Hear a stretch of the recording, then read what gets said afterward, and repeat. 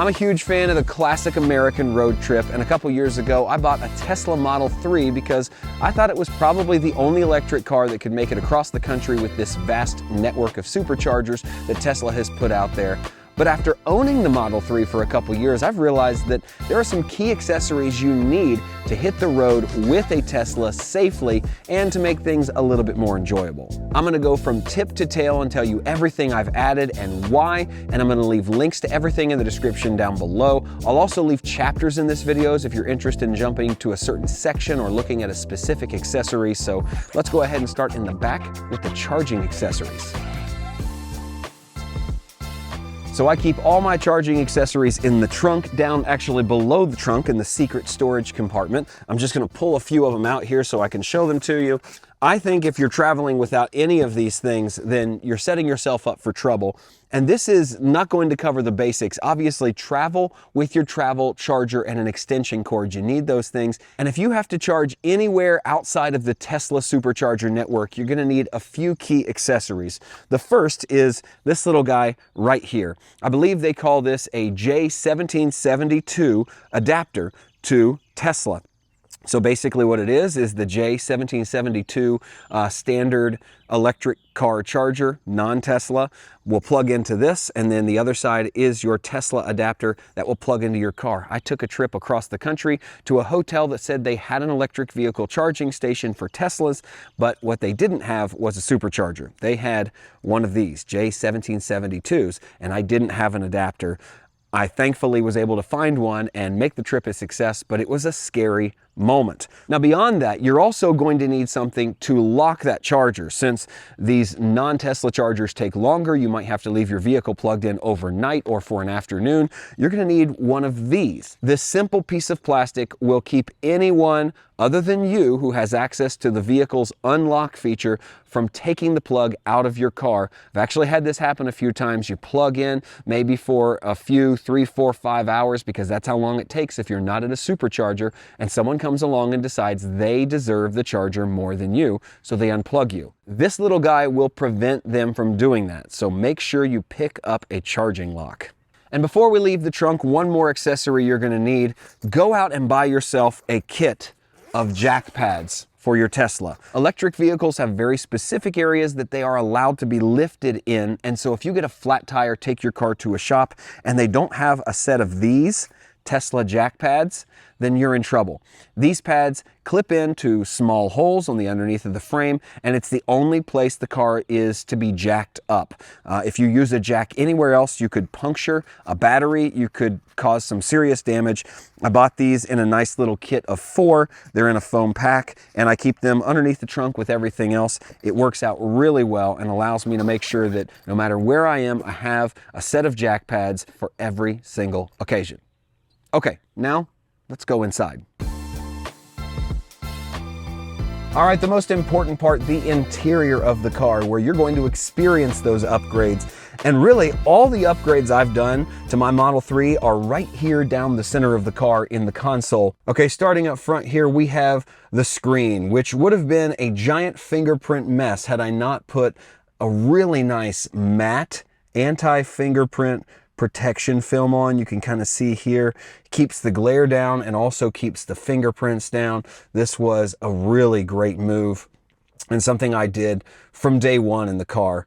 The other thing that I did up front is I replaced, or rather substituted, a charging device for this area. Now, I love that Tesla did this, but my little phone does not charge. So I decided to replace this with a MagBak magnetic charger. This thing sits right up there, gives my phone a great charge. The cable, you can kind of see the cable will run back behind, and I shimmied it all the way up here into the glove box. And inside the glove box, I plugged it in here. Now, the reason I did this is A, because I needed a better charging source, but B, because I like to use Google Maps. So I put a MagBak wireless charger that works with my magnetic phone case right up top. Love it. Next, working our way down to the console here, is another charging device. This is something that my wife requested. I put this very simple charging device right here, and you can kind of see it comes out if you need it to. It plugs in via USB-C right down here. There are two USB-C ports down in the compartment, and this has both a USB-C on this side and an Apple Lightning cable on that side, and it is kind of like a retractable cord that will come out, and then once you go all the way out, will go back in. It also has a Type 2 USB and USB-C input there, really nice. So when the compartment is closed, it looks factory. It just looks super cool in there. I love it.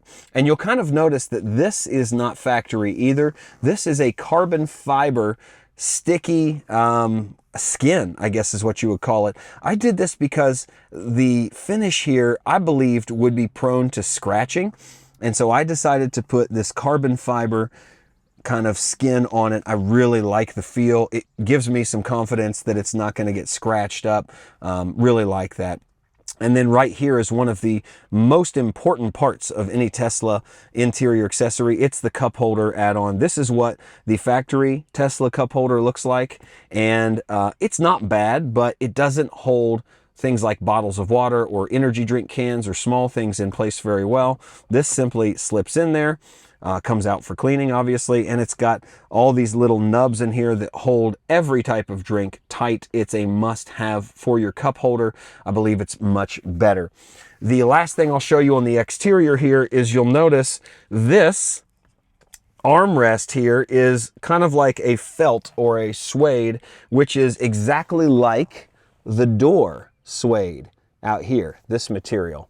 So I bought this because oftentimes I'm getting in the car with an arm sitting here, and my arm tended to stick right here to the armrest. And so this is not sticky. This is the material that was there. It's more like the armrest. So we've got this material here, and we switched it to this material here. So I like it much better. It also stays clean, doesn't require me to wipe it down as often, and it's really nice. It looks integrated like it was made for the Model 3, doesn't look aftermarket at all. And so there's kind of my center console upgrades all the way from front to back. Now let me show you what's inside. This compartment here simply has a hole, and you can see I've got my napkins shoved down in there. This is the way it comes factory, but I bought this little organizer that slides back and forth,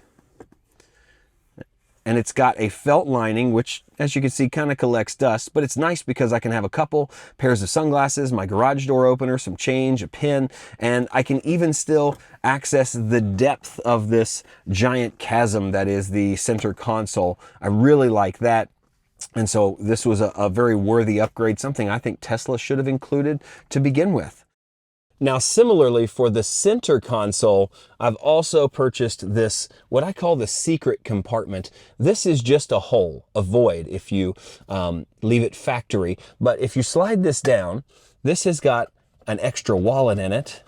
Kind of hard to get out. I keep some extra cash in there. I call it the secret compartment. I thought this was just wasted space, so why not make it more functional and add that secret compartment to the center console? Kind of nice to have. Now let's move our way down to the floor mats. These are TuxMat floor mats. I was looking for something like a WeatherTech that had huge coverage, and I found the TuxMat floor mats on Amazon. As you can see, they go all the way up the sidewall, all the way up here on this side, behind the gas pedals, even up here, all the way past the seat. It's huge coverage. You get the same on the passenger side. The back seat of the car floor is extremely protected here, and it goes all the way up through the center console. I think this is a worthy upgrade because the factory floor mats just aren't up to snuff. These are easy to clean. They've got a nice texture to them. Just wipe them down after you vacuum them, and they'll be good to go. And then in that same vein, I bought a trunk protector that not just covers the trunk here, but it also covers the back of the back seats when they're laid down so they don't get dirty. And you know, when you get stuff on this carpet here, you can really have a hard time getting it off, dog hair, dirt, debris. This is a really nice mat. It's contoured to the side of the trunk, really nice. And it's also something you can wipe down. It goes all the way up. gives me protection, gives me that little storage compartment in the corner for water and just kind of miscellaneous stuff. But I'm really glad I did this because there are times that I put those seats down, we throw golf bags in here on a trip, and this protects the entire rear side of the trunk and the back seats. One last accessory to mention here. These are some aftermarket Ubertine-like hubcaps that I bought for the car.